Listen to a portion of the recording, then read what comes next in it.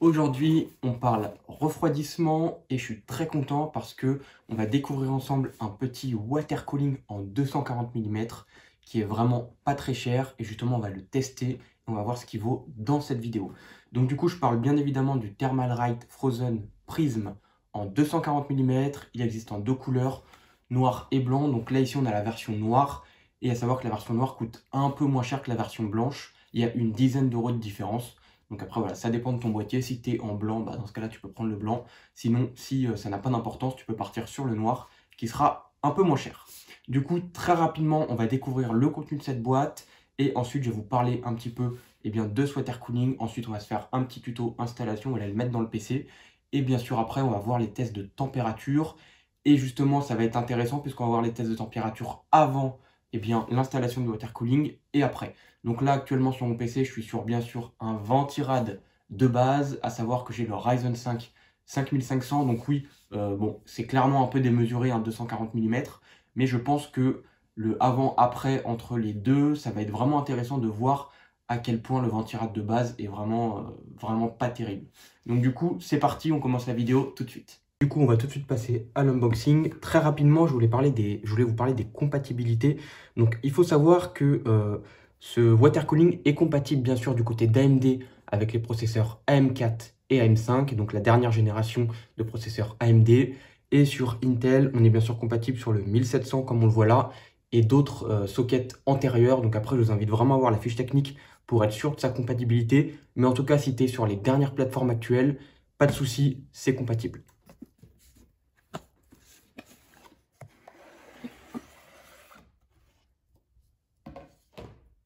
Donc là, je le découvre en même temps que vous, pardon, je ne l'ai pas encore vu. D'ailleurs, la boîte arrive un petit peu défoncée, donc j'espère qu'il ne va pas y avoir de dégâts. Petite notice. Ici, qu'est-ce qu'on a? À mon avis, ça va être tout ce qui est support socket. Je dis bien à mon avis. Peut-être, je ne suis pas sûr, on va voir. Qu'est-ce qu'on a là-dedans? Ouais. Donc là, voilà, ça va être tout ce qui est kit visserie pour le socket, etc. On a même de la pâte thermique à première vue. Donc plutôt cool. Et enfin, juste là, on a la bête. Ah ouais, il est mastoc, hein. Regardez-moi la taille de ce water cooling. Je vous le répète, hein, 50 euros. Vraiment, c'est pas cher, hein. Franchement, en plus, là, vous voyez, on a des... C'est un peu tressé, je vais vous montrer ça. Ah ouais, franchement, il est... Waouh. Regardez. Franchement, pour 50 euros, c'est du beau matos quand même, hein. Ouais, incroyable. Franchement, j'aurais pas pensé... il est... Ouais, incroyable. Franchement, il est top, hein. Alors par contre, quand on regarde un petit peu l'épaisseur, ouais, c'est assez mastoc. J'espère que ça va rentrer dans le boîtier parce que vu que je suis en MATX, ouais, je pensais pas qu'il était aussi mastoc. Donc je vais regarder ça après en l'installant là. J'espère que ça va passer. Ah ouais, franchement, waouh. Vérifiez bien la place que vous avez dans votre boîtier parce que regardez-moi l'épaisseur qu'on a ici. Franchement, c'est balèze quand même, hein. Ouais. Bon, ben, il n'y aura plus qu'à aller tester ça, hein. On va aller maintenant l'installer dans le boîtier. Et puis, on va voir ce que ça donne en espérant que ça rentre sans problème. Du coup, les amis, je vous fais une petite explication. Donc, j'ai pris un peu de l'avance. J'ai déjà retiré mon Ventirad de base. Et là, j'allais tout simplement commencer à installer mon water cooling. Sauf que il y a un gros souci d'espace. Le problème, c'est que je suis en MATX et donc j'ai une mini tour. Et logiquement, cette tour-là devait accepter des water cooling de 240 mm, mais je pense que ça doit être un 240 mm qui est assez balèze celui-ci, parce que malheureusement, il ne rentre pas. J'ai dû retirer les ventilateurs de base, parce que en fait, déjà, c'était beaucoup trop gros. Donc là, j'ai des ventilateurs qui sont légèrement plus petits. Je vais essayer de voir ce que j'arrive à faire. De toute façon, il n'y a pas le choix, il faut que ça rentre. Et si dans tous les cas, aucun ventilateur que j'ai ici ne s'adapte, eh bien, il va falloir que je trouve sur Internet des ventilateurs assez fins pour que je puisse tout simplement les rajouter sur ce water cooling. Parce que maintenant qu'il est ici, eh bien, il faut que ça rentre. Donc, on va se débrouiller pour. Donc, très rapidement, c'est assez simple. Dans la boîte, vous avez plusieurs petits emballages. Donc là, vous voyez qu'ici, là, on est sur du AMD. Donc, moi, c'est ce que je vais utiliser justement pour tout simplement le mettre au socket. Donc là, dans un premier temps, je vais essayer de fixer mon radiateur. Donc là, vous voyez que j'ai déjà commencé un petit peu à le positionner. Là, j'essaye de voir comment je peux faire pour faire rentrer tout ce bazar. Donc, bah, ça va être sport, les amis. Ça va être sport. Donc là, du coup, ça y est, hein, j'ai fixé le bloc de water cooling là au niveau du refroidissement. Donc ça y est, là, tout est fixé. Maintenant, il va falloir que j'essaye de voir comment je peux faire pour les ventilateurs. Donc, du coup, je vais retourner le PC et on va regarder ça. Bon, les amis, regardez le problème. Je vous montre. Donc, vous voyez que là, le radiateur, il est assez costaud déjà. Regardez. Vous voyez, on ne peut pas descendre. Parce que là, déjà, on est bloqué avec l'alimentation CPU. Donc là, vous voyez que ça va être chaud. Ça va être très, très compliqué. Donc, du coup, de ce côté-là, ça passe pas non plus à cause des rames. Vous voyez que là, on est bloqué. Et donc, du coup, je ne sais pas trop comment je vais faire. Ceux-là, ils passent pas non plus, a priori. Même ceux-là, ils passent pas. Donc, les petits Mars Gaming, là, que j'avais acheté en plus. Donc là, je vais regarder pour voir. Bon, les amis, ça fait au moins 20 minutes que j'essaie de trouver une solution. Rien ne fonctionne. Malheureusement, je ne peux pas le mettre en place. Et donc, ça fait que je vais devoir tricher. C'est-à-dire qu'au lieu de le fixer au niveau des emplacements dédiés, eh bien, je l'ai collé sur la paroi du haut pour que je puisse glisser mes ventilateurs. Et regardez, du coup, ça passe vraiment au millimètre. Quand je fais ça, là, hop, mon ventilateur fonctionne et passe.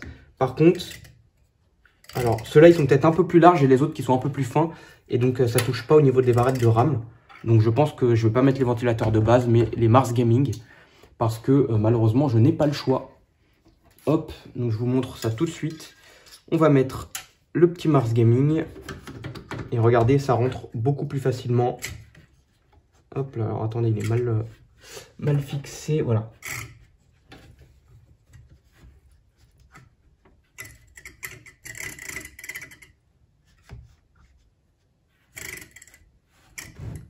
Voilà, et une fois que ce sera vissé, vous voyez que ça touche plus. Donc ça devrait le faire. Je vais même essayer avec les ventilateurs de base parce que peut-être que une fois qu'ils seront fixés, il y aura peut-être moins justement de jeu là avec les rames. Là, on va voir. Donc je vais mettre ça en place. Bon, les amis, voilà ce que ça donne. Du coup, j'ai bataillé, j'ai réussi, c'est fixé, ça tient, ça tourne. Du coup, il ne va plus qu'à me rester à le connecter, enfin à le raccorder au processeur, à faire tous les branchements. Et ensuite, on pourra passer au test. Donc du coup, tout est expliqué hein, pour du AMD. C'est bien sûr cette partie-là qu'il va falloir prendre avec les petits bitonio rouges là qu'il va falloir mettre pour surélever. Et ensuite, vous venez y connecter votre water cooling, tout simplement. Donc voilà, j'ai déjà installé la première petite patte là ici.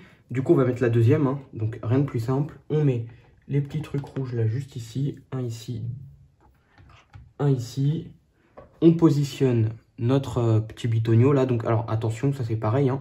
Faut le mettre du bon sens, c'est-à-dire comme ça, la courbe vers l'intérieur pour pouvoir ensuite connecter eh bien, la pompe. Parce que sinon, si vous ne faites pas ça, eh bien, malheureusement, ça ne passera pas et vous allez devoir redémonter pour le refaire. Donc du coup, c'est simple, on met ça comme ça, on met notre vis ici, hop là, on fait un petit premier vissage léger, pardon, petit premier vissage léger, voilà, on fait pareil de l'autre côté, voilà, là on est bon, tout est nickel chrome, du coup on va serrer un peu. Donc vous voyez que, mine de rien, si vous voulez un water cooling, faites attention à la taille du boîtier. Parce que là, moi, j'ai été emmerdé. Donc, heureusement que j'ai trouvé une solution. Donc, du coup, je l'ai incliné vers... Enfin, du coup, je ne l'ai pas mis dans les trous. Mais je l'ai mis... Je vais vous montrer juste après, vous allez comprendre. Mais bon, vous allez voir que, bon, normalement, c'est pas comme ça qu'il faut le mettre. Mais logiquement, ça ne changera rien au refroidissement. Puisque dans tous les cas, l'air passera à travers les trous. Donc, il n'y a pas de problème. Je vais vous montrer après. Là, on est bon. Donc, ça sert à rien de serrer comme un taré. Hein. Vous serrez voilà, juste ce qu'il faut. Ça sert à rien de mettre en tension la carte mère, de serrer comme un malade. Parce que sinon, vous allez abîmer votre carte mère. Donc, voilà, pas la peine de serrer comme un taré. Là, on est bon. Du coup, ensuite, ça va être la pâte thermique. Donc, je vais utiliser celle qui est fournie. Donc, voilà, on va voir. Hein. Je connais pas du tout la Thermalright, là. TF7. On va voir ce que c'est.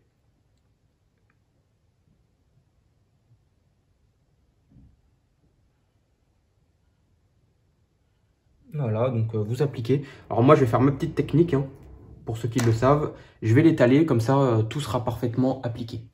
Donc voilà, une fois que c'est vissé, ce que ça donne.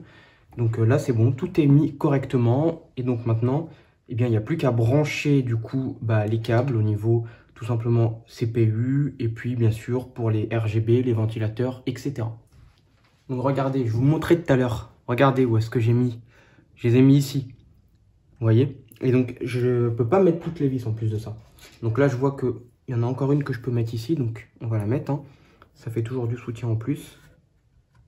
Mais là, vous voyez que finalement, je l'ai mis de travers pour que ça puisse laisser brancher mes câbles, etc. Sinon, en fait, il n'y a rien qui passait. Tout était bloqué, la rame gênait. Vraiment, ça allait pas du tout. Donc, du coup, j'ai été obligé de faire ça comme ça. Non, là, on va foirer le pas de vis. Ça part de travers, donc celle-là, je vais pas la mettre, ça sert à rien. Et donc voilà, c'est tout, hein. On va pas pouvoir en mettre beaucoup plus. Donc du coup, ça va nous intéresser de regarder les températures. Et donc déjà, ce qu'on peut voir, eh bien, c'est que au niveau des températures avec le ventirad, on est assez élevé, puisque voilà, la température frôle les 60 degrés, alors que on n'est même pas encore en CPU test. On est à plus de 60 degrés, donc ça pique un petit peu.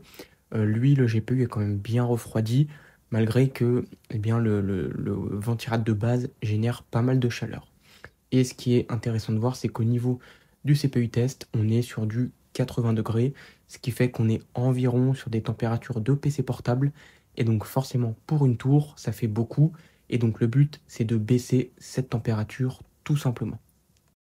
Du coup, avec le water cooling installé, et là, on voit tout de suite une énorme différence, puisque le CPU est aux alentours des 50 degrés pendant le test graphique. Et on voit que même la carte graphique a gagné en température, puisque maintenant, on est en dessous des 70 degrés. Donc ça, c'est vraiment cool et c'est super intéressant de voir le avant-après. Donc voilà, donc, le CPU sur toute la lignée, il va être aux alentours des 50 degrés, ce qui est vraiment excellent. Et bien sûr, une fois qu'on est arrivé sur le CPU test, on va avoir des températures qui vont plutôt être autour des 55 degrés, donc ce qui est totalement excellent pour un water cooling en fait. Bon, après, il fallait s'en douter, avec un 240 mm, c'est tout à fait normal, mais c'est vrai que le gain en performance est vraiment incroyable. On a gagné environ 25 degrés en ajoutant un water cooling à la place du ventirad de base, ce qui est quand même assez exceptionnel et assez intéressant à regarder. Quand on voit le avant-après, c'est vraiment incroyable la différence. Et j'en suis vraiment très content puisque ça a baissé la température de tous mes composants grâce au fait que le water cooling extrait l'air chaud à l'extérieur alors qu'avant le ventirad c'était vers l'intérieur.